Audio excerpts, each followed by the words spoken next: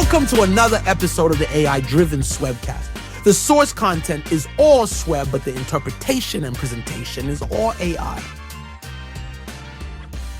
Ever get that feeling, where you're putting in all the work, maybe even seeing some good results, but there's this nagging question. Like, okay, what's really next? What's the actual value here? It happens all the time, doesn't it? Whether you're prepping for a big meeting or diving into something totally new. Or even when things seem to be going pretty well on the surface. Yeah, exactly. That point where you realize, okay, passion is great, effort is crucial, but they're not quite enough on their own. You need that clear link to purpose and what you uniquely bring. And that is precisely what we're getting into in this deep dive. We've got a really interesting look at a coaching call.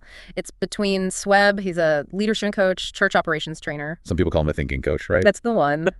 And he's talking with a traveling evangelist. Okay, so this evangelist, he's been doing his nonprofit ministry thing for, about 3 years? Yeah, around 3 years. And, from the outside looking in, things seem pretty positive. He's reaching more people, the finances, the support is up. Sounds good on paper. Totally. But he's feeling stuck, doesn't have that clear long-term vision, and he's really grappling with how to pin down what makes his work different, why people should specifically engage with him. So you went to Swebb for that strategic advice. Makes sense. Exactly. So for you listening, what we really want to do here is pull out some practical stuff. How do you define your own unique value? How do you kind of push past those feelings of limitation? And how do you build something solid, sustainable practices, even when you're super passionate about the core mission? And we'll keep things general, percentages, titles, not specific names or exact numbers, apart from Swebb, of course. Right. So the big question driving this whole thing is, how do you move beyond just doing the work, the day-to-day grind, to actually strategically building something meaningful, something with real impact? Okay, let's dive in. All right. So to get the full picture of where this evangelist is coming from, you got to look back a bit. He spent about 6 years before this as a youth pastor, full-time church ministry. Okay, so he has that background. Yeah. Then about 3 years ago, he felt this strong call, to start his own thing, a nonprofit traveling ministry. And like we said, things seem to be moving, right? Wider territory, more financial revenue coming in, more monthly supporters joining up. But his description was feeling like he's spinning his tires on no traction. You know that feeling? Lots of motion, but not necessarily forward progress. Yeah, I get that. Busy, but not necessarily effective, or feeling that way at least. And his questions for Swebb were really direct. He was basically asking, why should anyone bring me in? And what is it that I actually offer people that has real value, provides a real return? Oof. Those are tough questions to ask yourself. They really are. He felt he lacked a defined niche, and he was struggling to create a need for what he specifically brings to churches. And that feeling, questioning your own unique contribution, wondering what makes you stand out. I mean, that probably hits home for a lot of us, whatever we're doing. Definitely. So Swebb's first take is interesting. It's kind of unconventional, almost a bit blunt. He references someone else's philosophy, which is basically... Just go for it? Yeah, just start preaching and posting and getting your crap out there and then keep walking. Just do the thing. Okay, action-oriented. Very. And Swebb actually agrees that the evangelist is already doing that. He's running through doors, seeing what's up, as Swebb put it. And Swebb acknowledges there's value in just taking that initiative. So don't get paralyzed by planning. Right. There's a warning there against overthinking before you act. But, and this is the crucial pivot, Swebb immediately points to the missing piece. Which is? Articulating the value. Clearly, Swebb says, look, the core message in this context, preaching the gospel, lots of people share that. So the differentiator isn't the what, it's the value you bring alongside it. Oh, okay. So it's not enough to just do the thing. You have to explain why your way of doing it matters? Precisely. He argues that a huge mistake people make is failing to communicate their unique value proposition effectively. It's the difference between just awareness, like, here's a picture of me preaching, and actual value, which shows how you make other people's lives or their churches more valuable. So it's about the benefit to them. Exactly. It's what makes you the answer when they have a need. Swebb even tells him, get that crap into the world for free. Focus on the passion first. Okay. And he used himself as an example. Yeah, he did. He said his own core product is essentially wisdom. And how does he share it? Through things like his 5 things posts or provocative quotes, short, punchy stuff. So the value is right there up front. Right. You don't need to click 3 times to figure out what he offers. It's immediate. So applying that to the evangelist, he needs to find ways to clearly show how he adds specific value to churches, to individuals. That goes beyond just, delivering a sermon. It's about that tangible takeaway, isn't it? Something people can grasp instantly. And that brings up that challenge. How do you stop being seen as, just another preacher, when the basic mission is shared by so many? How do you stand out? That's the million-dollar question in a lot of fields, really. It is. And Swebb's advice is consistent. You have to show it, not just say it. Yeah. Across all your platforms, social media, website, how you talk to people. And just posting sermon clips might not cut it? That's what Swebb suggested. It might not be enough to convey the deeper, unique value. And interestingly, The evangelist himself brought up his struggle with social media. Right. He said he felt kind of narcissistic. Yeah, just posting pictures of himself speaking, which I think is a feeling a lot of people in public roles can probably relate to. It feels self-promotional. But Swebb pushed back on that a bit. He did. He basically said, look, it's about the value, not necessarily slick production. Even simple iPhone recordings can work if the value is clear. The real issue, Swebb says pretty bluntly, is nobody knows why you're valuable. They just know you're another preacher. Ouch. But direct. So what's the fix? What are the strategies Swebb proposed?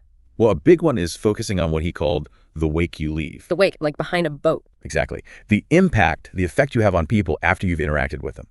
So for the evangelist, that means highlighting the stories of transformation, the real connections made, the positive outcomes. That's way more powerful than just saying, I preached here. Show the results, the impact on others. Yes. And another key thing, strategic networking. Okay, how so? Focusing connection efforts on the people who can actually make the decision to hire or partner with him, the lead pastors, executive pastors, rather than just hanging out with peers. Makes sense. Talk to the decision makers. Right. And Swebb advised being really intentional at conferences, even just visiting local churches. The goal shouldn't be to immediately sell yourself. It should be about genuine connection, offering value first. Like build the relationship before asking for anything. Exactly. He even suggested sort of downplaying your own role initially just to build that rapport. It's about increasing your mass. Swebb calls it your reputation, your influence by consistently putting out valuable stuff and building real friendships. Okay, so it's a longer game. Building influence through value. Definitely. And Swebb stressed patience here. Building recognition, letting your value speak for itself. That takes time. It's not an overnight thing. Okay, that makes sense. So then the conversation shifted towards money, right?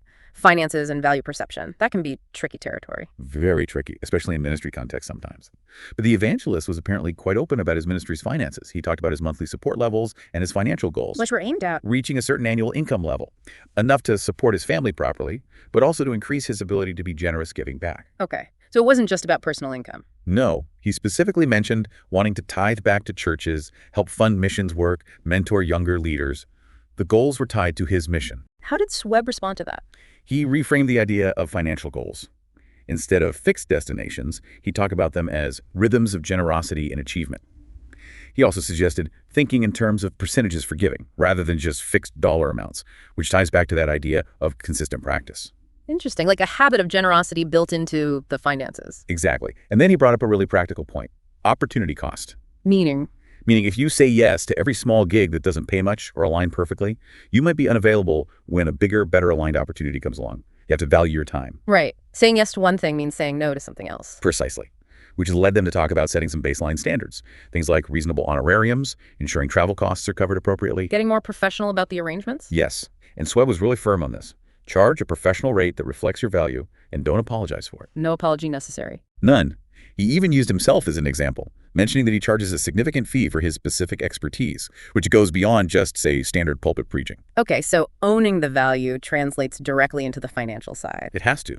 Swebb challenged that kind of poverty mindset that can sometimes creep into ministry work. He even referenced a well-known figure who has significant personal wealth but chooses not to charge for ministry work, highlighting that it's a choice based on capacity and value, not a universal rule. So the core message there is people pay for value. If there's an issue with the fee, it's usually not the amount itself, but the perceived worth isn't matching it yet. The focus needs to be on demonstrating that worth. Which brings us back to that fine line, doesn't it? Communicating value versus just selling. How did Swebb distinguish those? Yeah, that's a crucial distinction. He framed it like this. Communicating value is about wielding wisdom, focusing on what you genuinely offer and what the other person can do or benefit from now. Selling, on the other hand, tends to focus more on future promises or transactions that primarily benefit you. Can you give some examples of adding value in that context? Sure. Things like offering genuinely helpful, practical advice right there in the conversation, making people feel seen, heard, important, being a safe person for leaders to bounce ideas off maybe, answering questions freely without always trying to steer it towards a paid engagement. Okay, so it's about being helpful and present in the moment. Exactly. Whereas selling behaviors might look like pushing a specific product or service before you've even established rapport or demonstrated any value, or making every interaction feel like it's ultimately about your own gain. Got it. Focus on them more than I. That's a great way to put it. Swebb emphasized that focus on the other person. He even offered a little pro tip. Yeah. Use phrases that affirm the other person's competence, like, you probably already do this, but, or you already know this. It builds connection. That's smart. It shows respect for their knowledge. So after all this discussion on value and mindset, what were the really concrete, practical next steps Swebb suggested? Okay, so getting down to brass tacks.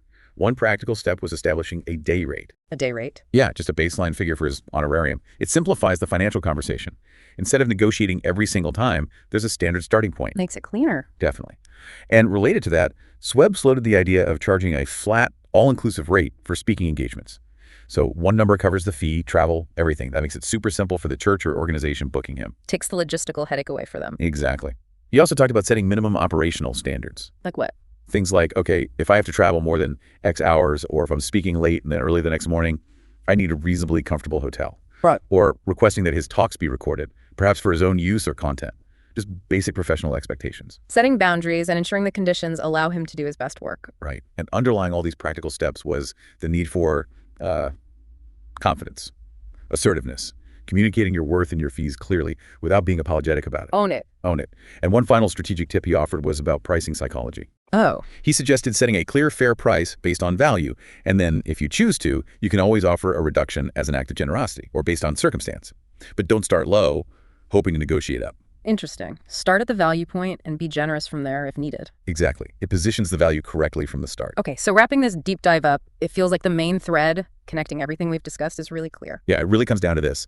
Defining and then effectively communicating your unique value. That's just paramount if you want to build something that's not only impactful, but also sustainable, right? Doesn't matter what field you're in. Totally agree. So for you, listening, for the learner, the key takeaways seem pretty actionable. Really focus on showing the tangible value you bring. Build those genuine connections. Don't just network, connect, understand your own worth, really internalize it, and then set clear boundaries and expectations based on that worth. And these principles, identifying that core value, pushing past those limiting beliefs we all have sometimes, networking strategically, communicating confidently, they're not just for evangelists or coaches, are they? Not at all. They apply everywhere. Whatever you're pursuing, whatever field you're in, these fundamentals hold true. So here's something to maybe chew on after this. What's one small practical step, just one thing you could take, maybe even today, to more clearly articulate or demonstrate your unique value, whether it's to your audience, your clients, your team, your community? Yeah, just take a second to think about that. What's one small action? Maybe jot it down, because insight is great, but action is where the change happens. Absolutely. We hope this deep dive gave you some things to think about regarding what building something truly meaningful looks like for you, and maybe sparked some new questions for you to explore further. Are you going to do something with what you just heard? Or are you just trying to be entertained? Share this episode, then connect with Swebb. Bring him to your headquarters or visit him in Austin, Texas. Swebb is a productive disruptor for leaders and teams in churches and marketplace organizations. His goal is to make you better first, make you a friend later. Swebb serves leaders and executive teams around the world, primarily focused on helping organizations maximize what they say they want to do. He drives you to execute on your expectations, even if it hurts your ego. He's not here to please everyone, nor does he seek validation. But if you're serious about elevating your leadership and team performance, you'll know where to find him. Connect with Swebb at swebb.fyi or on Instagram at swebbfyi. You doing all you said you'd do, that's what the church and the world needs.